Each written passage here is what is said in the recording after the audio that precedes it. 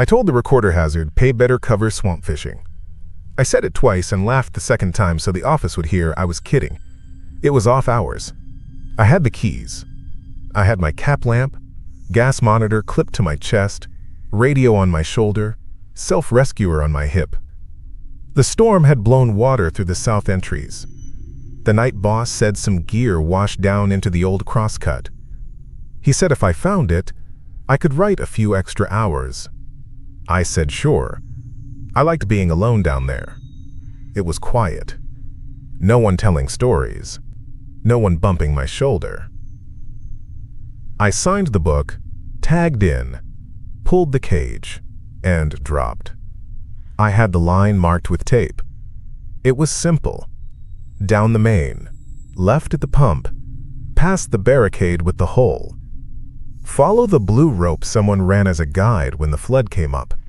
It ran from the pipe rack down into the wet shine.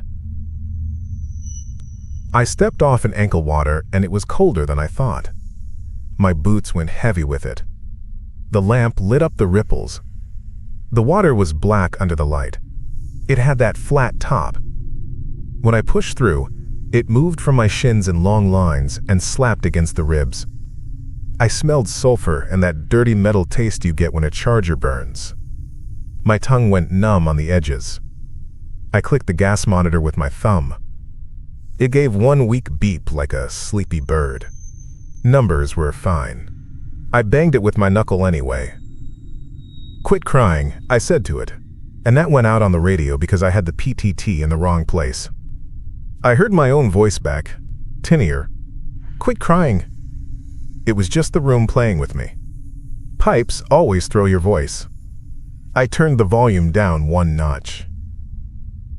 The blue rope lay along the rib and dipped into the old crosscut like a drawn line. The water rose to my knees by the first clamp and to my mid-thigh by the second. Each step pulled silt. I felt it grab at my soles, sliding.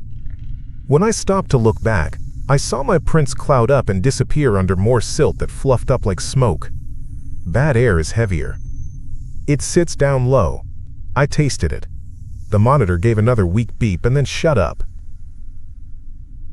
I made my first joke into the recorder right then.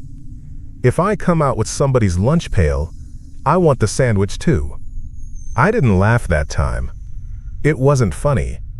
It hit me the place was too quiet for jokes. The pumps were off. The fans were off.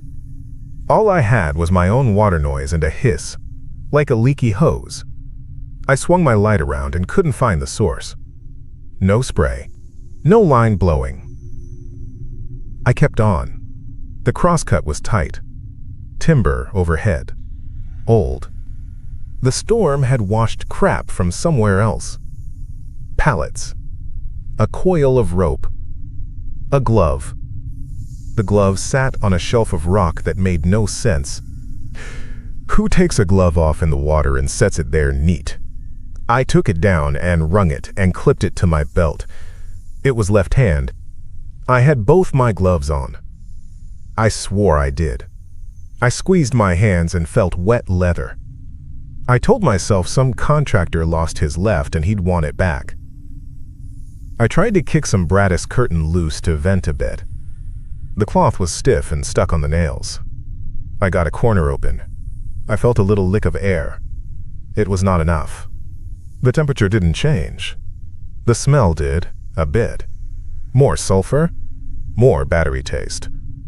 A slow ache grew behind my eyes. It settled there like a tight cap. It made the beam of my lamp fuzz out a little at the edges. I clicked the lamp and it dipped one time and then came back. "Don't start," I said to the lamp. I hated when a battery did that on nights. The radio crackled and I heard, "Hazard pay, better cover swamp fishing," in my own voice. Clean. Not the line I had just said. The first one from the office. It made the hair on my forearms stand up. I turned and checked behind me. Nothing. Just the rope, the rib, my own ripples coming back slow. I said, "Who's on my channel?" Nothing. I tapped the radio. Silence. The red light on the gas monitor blinked once and painted a little coin on the water by my hip. Then it stopped. My heartbeat sounded too big in my ears. I told myself someone upstairs was bored and running my recording back to bust my chops. I said, "Ha-ha! Cute." The first piece of gear turned up at the next turn, half underwater. A pack. One of those small bags with straps we use for belts and tools. It had a tag, but the angle was wrong. I bent and it slid away in my own bow wave.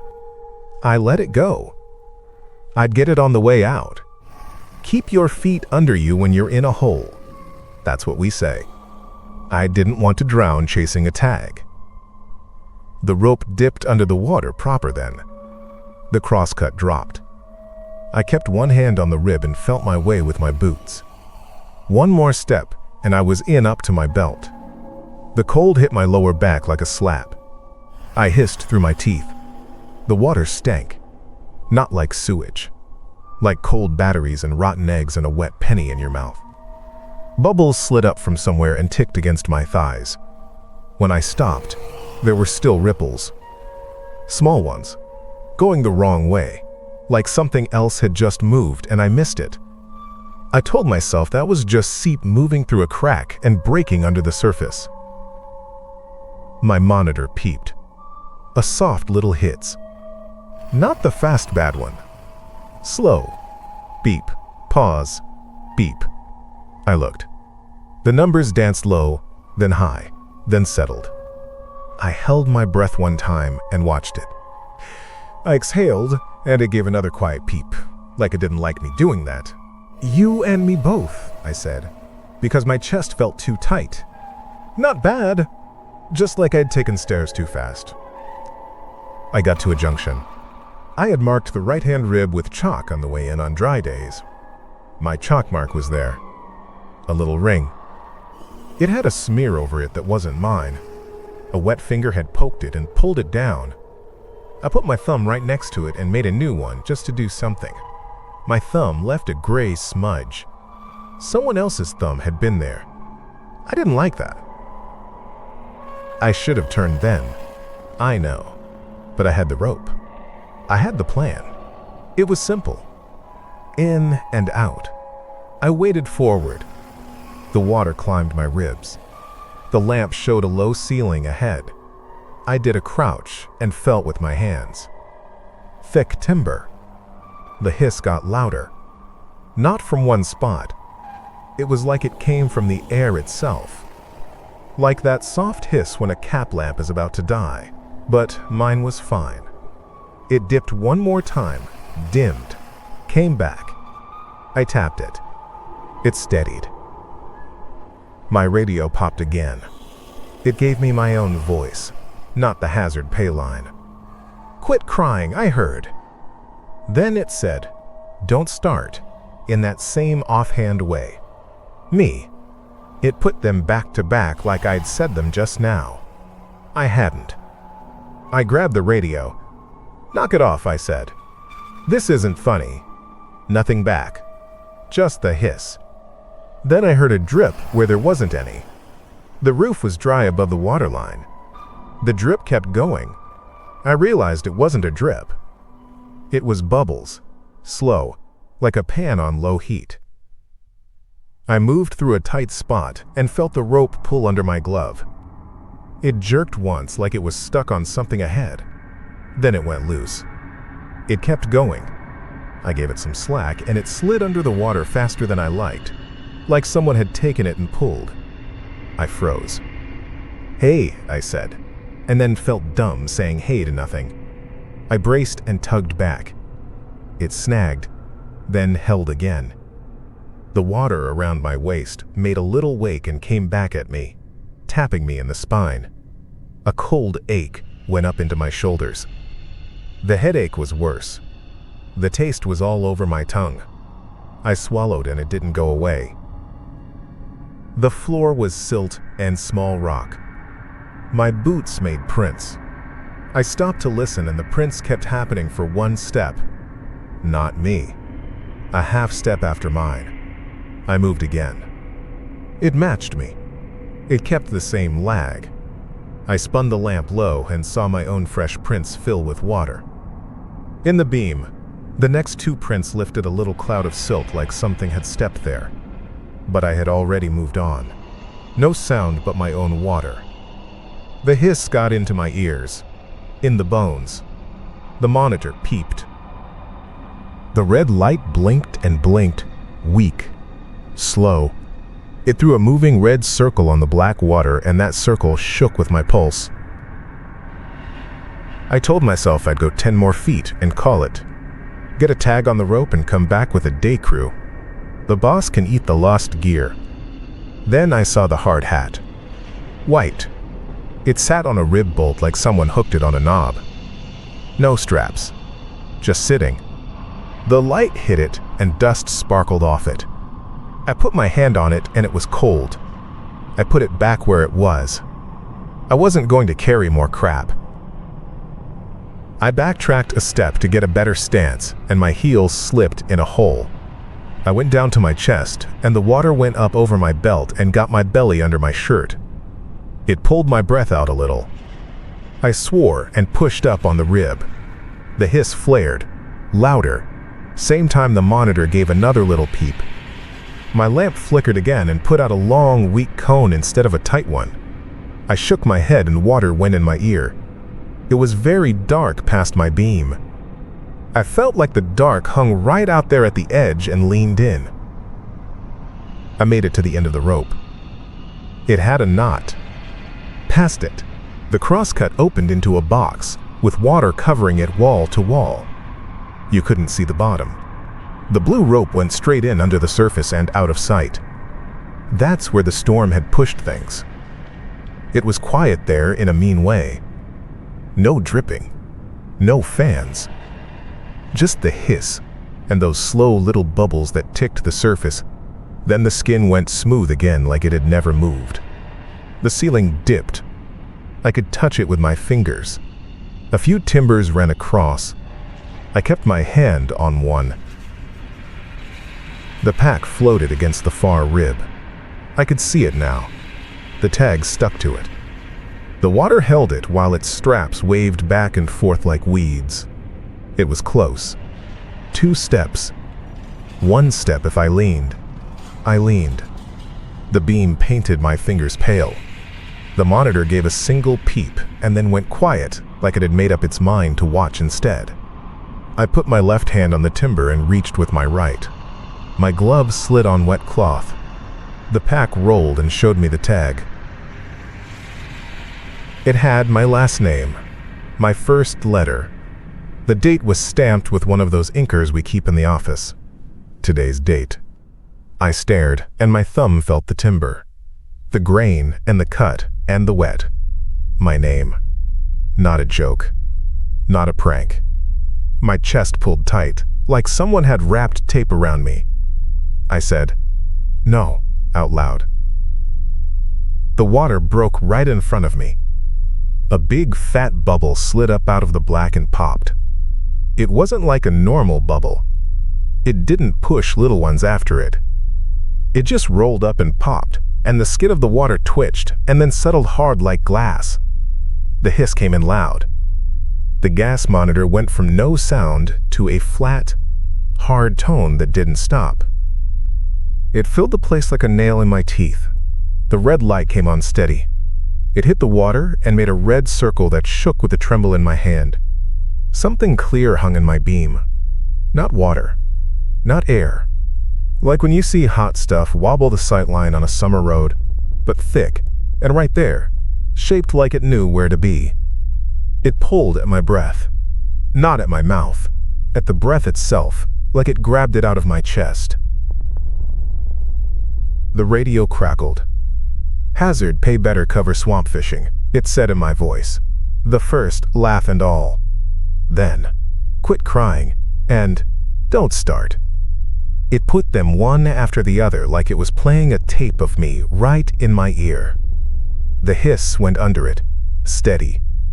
The tone kept on, bright and even. I could feel the air thin. You can feel it when it goes. The pressure in my head jumped. It put hands behind my eyes. I took a breath and nothing good came in. I tasted metal, bright, and the sulfur went sharp. It felt like there was a strap around my chest and someone was pulling it. I grabbed for my self-rescuer. I had done the drill 100 times. Pop the latch. Pull the mouthpiece. Bite. Seal. Breathe. My fingers were stupid. Wet glove slipping. The latch hung up because it had grit in it. I banged it on my hip and it stuck and my hand shook. The shape leaned on me without touching. It pushed in. The hiss was all around me and the bubble sound came again, but there was no new ripple. The water made tiny rings for no reason and then flattened like a held breath. I see it, I heard myself say, and I didn't mean to say that. The radio maybe picked that up too. The monitor's tone vibrated in my teeth. I hooked the latch with a nail and it came. The lid went, and I had the mouthpiece. I shoved it at my face and bit, and the rubber was dusty and wet. I didn't get it in right the first time. It hit my cheek and slipped. I grabbed it with both hands and the pack bumped my knuckles. The tag with my name tapped the plastic. It swung in the little waves I made. The red light shook on the water and the letters on the tag shined back in little dashes each time the light skimmed it. "Come on," I said. It sounded breathless and small. I was bent over the water like I was going to stick my head in it. The clear thing pushed on my chest and, when I tried to stand, I couldn't. It sucked the air out of my nose and my throat like a pump. My heart did a fast little dance and then got big and slow. I got the mouthpiece in crooked. I bit. My teeth hurt. I tried to breathe through it. The first breath was a mouthful of rubber and powder. The second breath didn't come. The third was a half one that bounced back. I couldn't get the seal. My jaw wouldn't stop shaking. I thought about backing away. The rope pulled at my chest. I pushed back and it didn't give much. The water made a sound like cloth. My feet had no ground. They slid on silt. My left boot stuck in a pocket and I had to yank, and that took the rest of the air I had. The hiss pressed down again. There was no wind. It was just sound and pressure and that tone. The clear thing moved when I moved, like it was tied to my face. It was nothing to look at. It was a cut in the air that moved. It had an edge where the light bent wrong. The edge slid down to my mouth.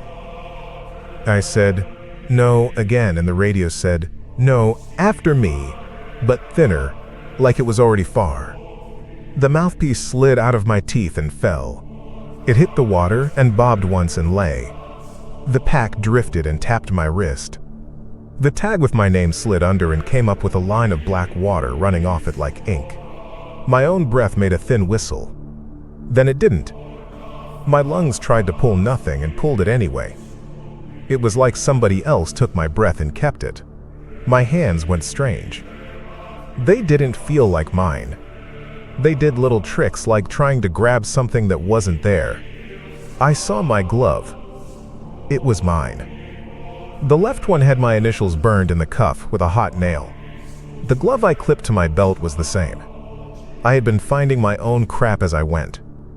I saw that in about a second, and it was a worse thought than the rest.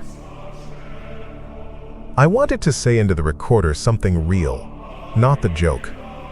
I wanted to say, "Don't come down here," but the radio just said my lines back at me like a fool loop. The tone wouldn't quit. It locked everything in place. My head felt full of gravel. My face got prickles, then hot, then nothing.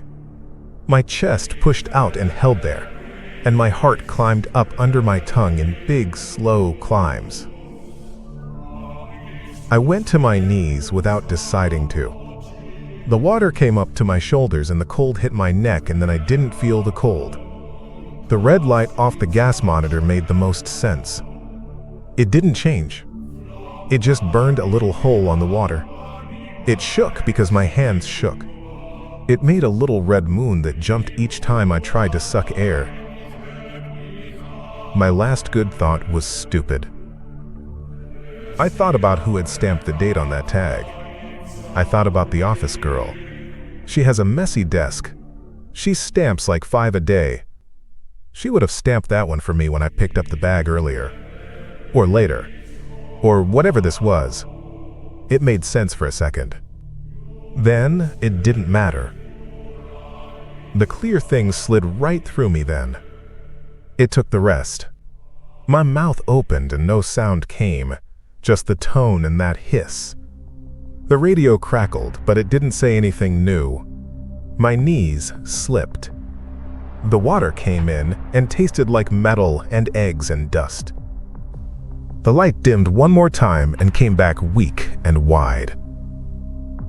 I fell forward. My hand hit the pack. The tag flipped and showed my name again. The red light from the monitor shook and shook on the black water while the tone held and held, bright and flat.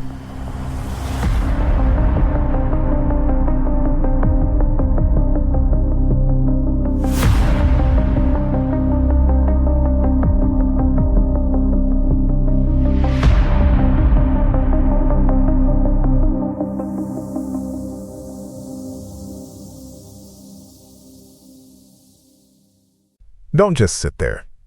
Subscribe. Hit like. That's how you show me you're still out there. Do it now, before the next story starts without you. See you in the next one.